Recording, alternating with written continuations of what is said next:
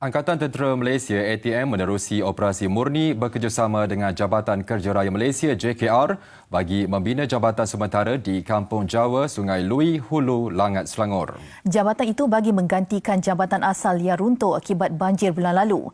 ATM dalam satu kenyataan yang menyatakan jabatan Compact Bailey 200 sepanjang 18.24 meter dan lebar 7.35 meter itu merupakan aset yang dibekalkan oleh JKR Selangor dan akan memberi manfaat kepada 12 keluarga yang menetap di kampung berkenaan.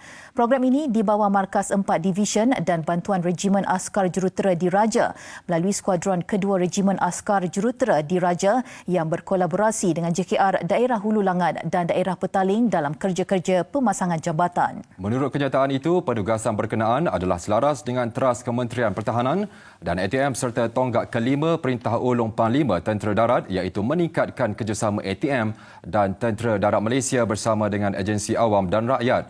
Jabatan berkenaan boleh digunakan oleh orang ramai bermula Selasa ini.